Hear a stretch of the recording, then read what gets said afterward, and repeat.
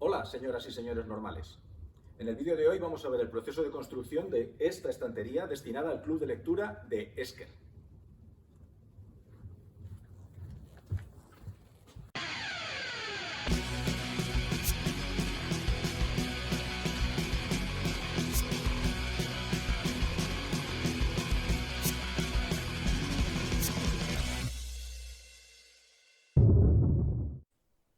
El proyecto que vamos a ver hoy es una estantería, una librería para un club de lectura que se está organizando en la empresa donde yo trabajo. Ya sé que me vais a decir que hay programas de software para hacer estos croquis de manera mucho más profesional, pero a mí me gusta el lápiz y el papel. Esto es el despiece, que si queréis pues os puedo dejar en la descripción, aunque también depende del material que voy a utilizar cada uno y de las medidas que le quiera dar cada uno. Y la problemática fundamental que tiene esta estantería es que luego me la tengo que llevar yo a la oficina y por tanto tengo que hacerla en plan IKEA, es decir, de manera que se pueda montar y desmontar fácilmente para trasladarla en el coche con facilidad.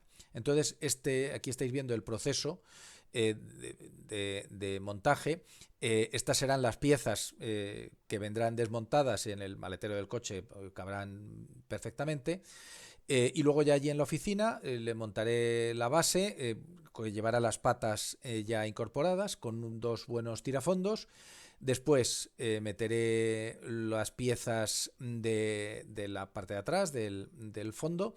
Después este pequeño friso que va a llevar como adorno, la tapa con una pequeña moldurita, otros dos buenos tirafondos y luego ya solamente habrá que poner las baldas que no van a ser fijas, ¿vale? Sobre las ménsulas que habrá colocadas de antemano y todo listo.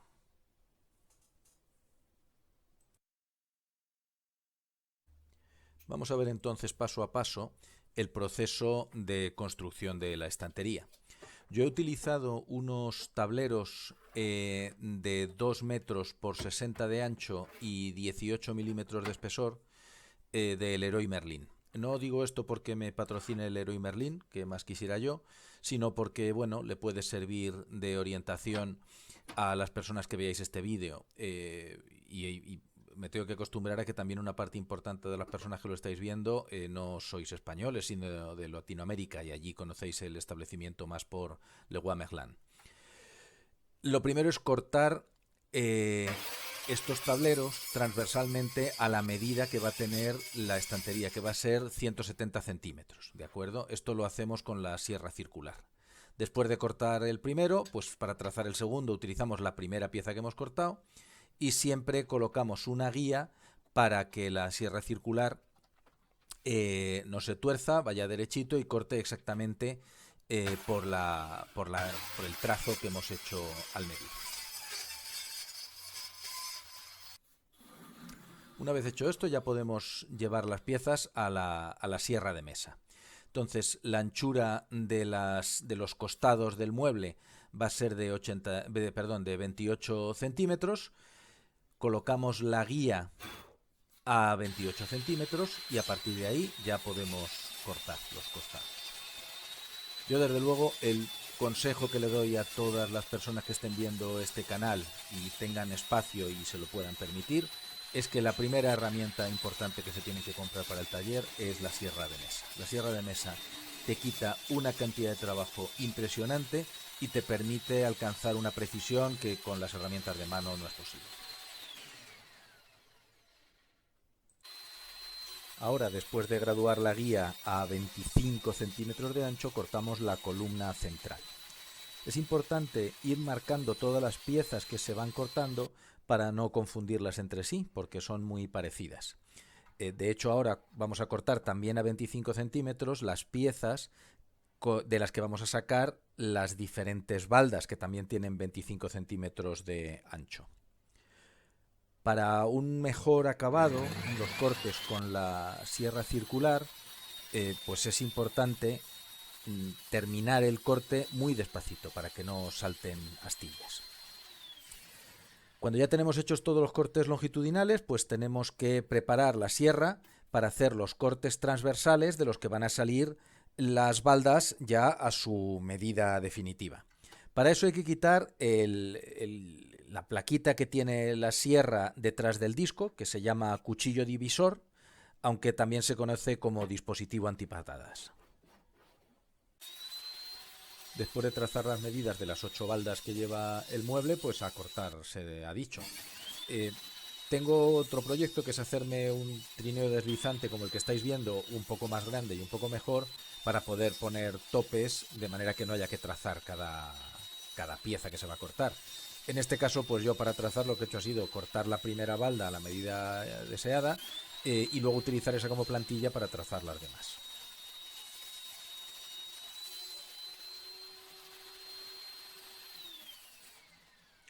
Si hemos seguido el proceso correctamente, pues todo tiene que estar perfectamente a escuadra. Y como veis, pues está a escuadra.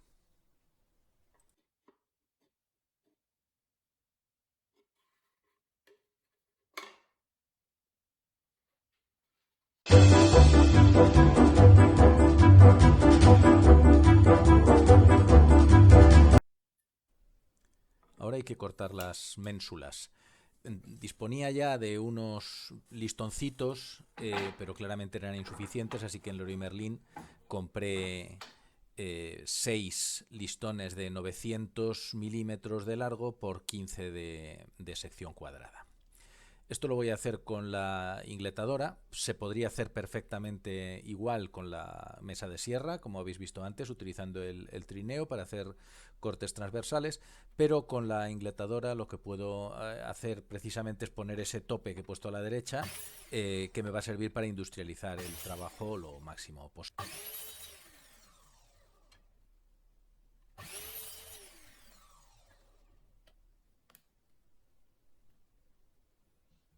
Y aquí veis 16 listoncitos, todos perfectamente idénticos, a los que luego evidentemente habrá que lijar y repasar.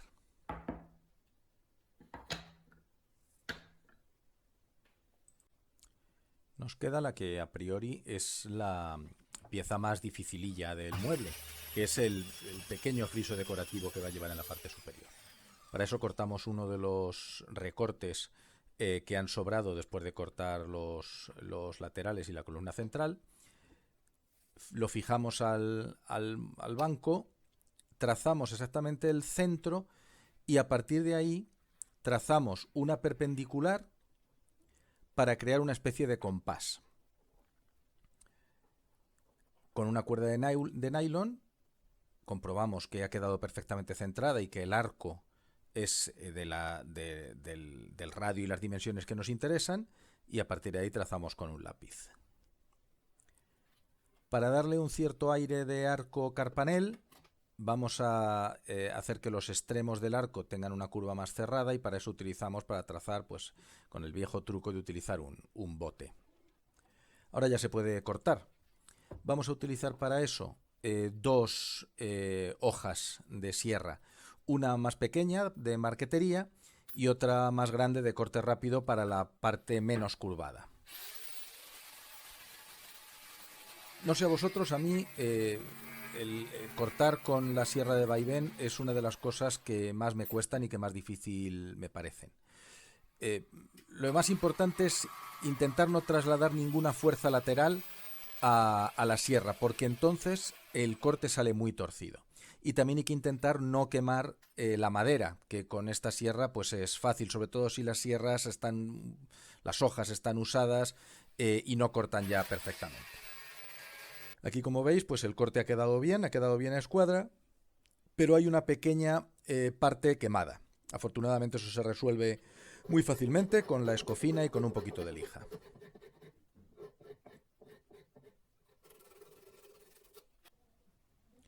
Una pequeña comprobación para ver que las medidas son las correctas.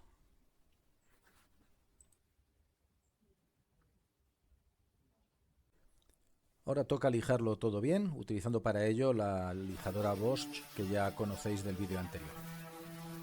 Esto de lijar seguramente es la parte más aburrida de un proyecto de estas características, por lo menos para mí, pero obviamente es imprescindible. Hay que lijar bien todas las piezas, tanto los costados, la base, la tapa, el pequeño friso, las diferentes baldas y por último las ménsulas. Para lijar las ménsulas, pues he hecho aquí una chapucilla, eh, fijando en el tornillo de banco la lijadora orbital de Black & Decker que ya tenía. Cuando me compre una lijadora estacionaria de mesa, pues ya no tendré que hacer este tipo de cosas.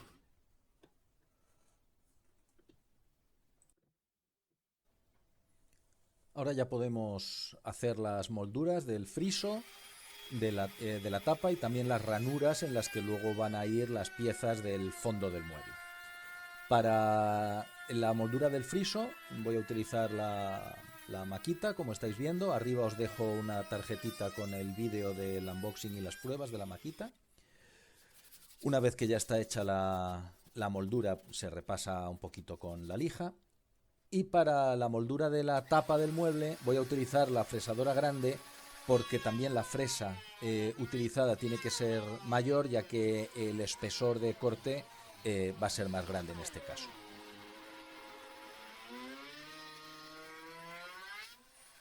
Una vez más se repasa un poquito con una lija de grano fino y, como veis, pues la verdad es que queda muy bien.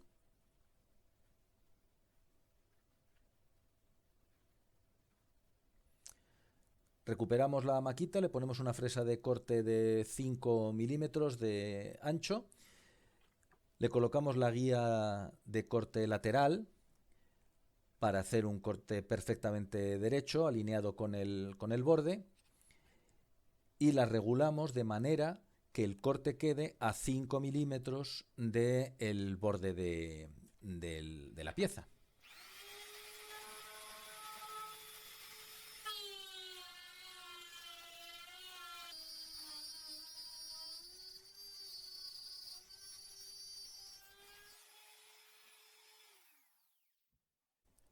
Como veis, aquí hemos tenido un pequeño percance, y es que al ranurar uno de los costados, la fresa estaba un poco suelta y perforó completamente la pieza. Pero bueno, un señor normal tiene que estar preparado para sus propios errores. Así que lo que he hecho ha sido cortar un listoncito de la medida exacta de 5 milímetros de ancho, para poder meterlo en la parte que está rota, en la parte donde la fresa ha perforado más de la cuenta. Lo he encolado bien.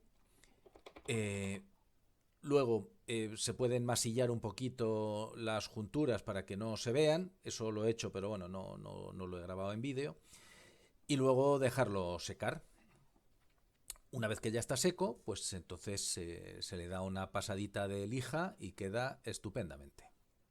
Además, recordad el principio fundamental de la carpintería casera: lo roto hacia la pared.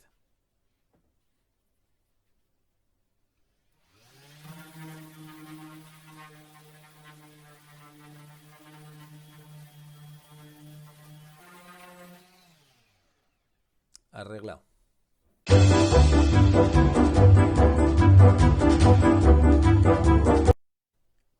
Lo que estoy haciendo ahora es trazar los orificios para atornillar las ménsulas. Y aquí el único consejo que puedo dar es ser muy cuidadoso, ser muy meticuloso, y medir 2 veces, porque se pierde menos tiempo midiendo 2 veces que equivocándose y teniendo que corregir los errores. Precisamente para minimizar errores, voy a trazar, o lo que estoy haciendo ahí es trazar los orificios en la columna central, y luego utilizar la columna central como plantilla para, para hacer los orificios en los dos laterales. Así me aseguro de que queden perfectamente iguales, para que las baldas queden totalmente horizontales y a escuadra tanto con la columna central como con los costados. Ahí se puede ver perfectamente cómo estoy utilizando la columna central como plantilla para taladrar uno de los costados. El otro se ha taladrado al mismo tiempo que la columna central.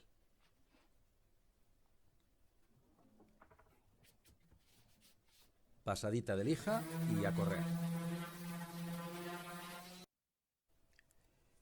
En la base, la tapa y los costados, pues lo mismo. Hay que ser muy cuidadoso con las medidas para para que luego al montarlo todo junto pues quede todo perfectamente alineado y a escuadra y no se retuerza.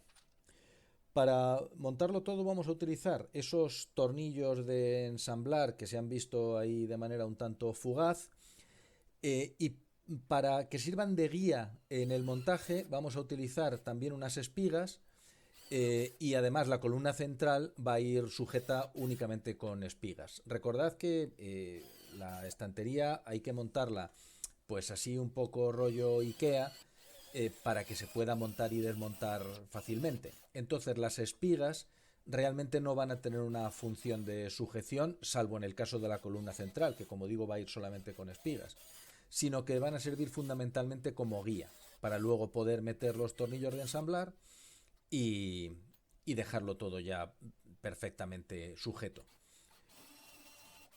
A la hora de hacer los orificios, pues las espigas van en unos orificios de 6 milímetros y para los tornillos de ensamblar, taladrado unos orificios de 4 milímetros, que es el diámetro interior de los tornillos. Como veis, he utilizado la base como plantilla para taladrar después la tapa, manteniendo exactamente idénticas las posiciones de los taladros. Y ahora, para dar terminación a los orificios donde van a ir las espigas, pues utilizo como tope, porque estos orificios evidentemente no tienen que calar, pues utilizando como tope un avellanador puesto del revés.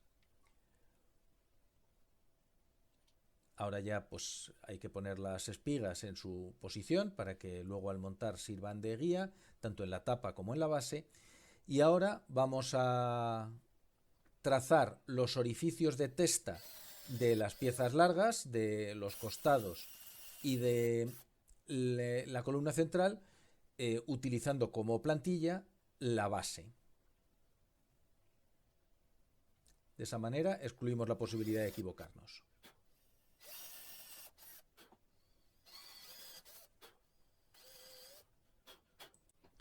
Para hacer las perforaciones de los soportes de las baldas, me he fabricado una pequeña plantilla, de manera que queden todos los orificios exactamente en la misma posición y poder hacerlo rápidamente.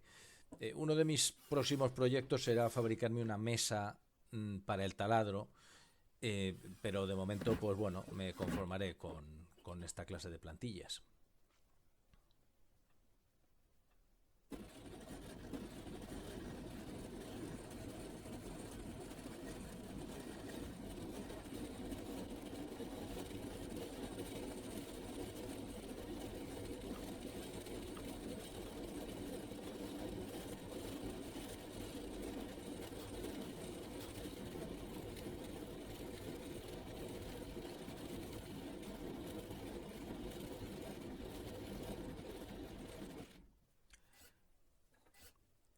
Luego, con una pequeña broca de avellanar, pues se avellanan los orificios para evitar que los tornillos luego sobresalgan, que eso queda muy feo. Y ya pues simplemente lo que falta es ir poniendo las ménsulas, los soportes en su sitio. Bueno, pues ya estamos llegando al final. Ya solamente nos queda trazar la posición en la que van a ir las 4 patitas que lleva el mueble. Las patas, por cierto, el perno que llevan tiene una longitud excesiva, porque sobresaldría por la parte de arriba. Así que no hay nada como el olor a radial por las mañanas. Se corta el perno, hay que repasarlo, hay que eliminar las rebabas para que luego pueda entrar en la tuerca. Y la tuerca que vamos a utilizar, las tuercas que vamos a utilizar son estas tuercas de clavar, que la verdad es que son muy prácticas. En este caso pues son de métrica 8 para que corresponda con la rosca de la pata. El diámetro exterior es de 9 milímetros, así que hacemos los 4 taladros, cuidando de no calar para que no sobresalga, para que no se vea por arriba, por la parte de arriba el taladro. Y para calar justamente lo que necesitamos, pues utilizamos el dial que lleva el taladro de columna. El procedimiento para fijar las tuercas a la pieza, en este caso la base del mueble, pues es a martillazo limpio.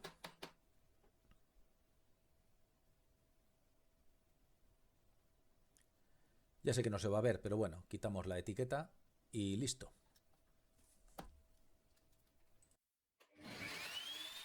Ah, bueno, se me olvidaba que también hay que cortar a la anchura necesaria las piezas que componen la trasera del mueble.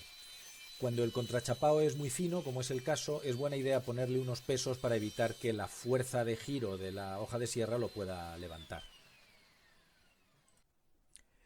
He hecho un primer montaje de la estantería para comprobar que todo encaja en su sitio, para barnizarla cómodamente y también para ver qué aspecto tiene. Y lo cierto es que tiene exactamente esa apariencia rústica que yo quería darle. Aprovechando que la tengo así montada, he introducido una pequeña modificación. He fijado las dos baldas centrales al resto de la estructura del mueble por medio de unos tornillitos que quedan ocultos. Sigue siendo fácilmente desmontable, pero ahora ha ganado muchísimo en rigidez. He escogido un barniz ecológico con base de agua totalmente transparente. Se trata de darle protección y un poquito de brillo sin alterar su apariencia de madera natural.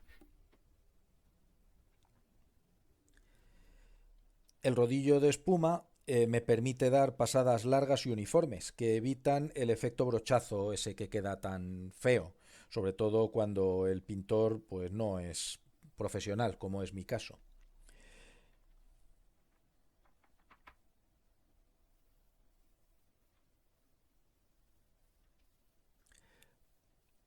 Para los recovecos utilizo una brochita plana.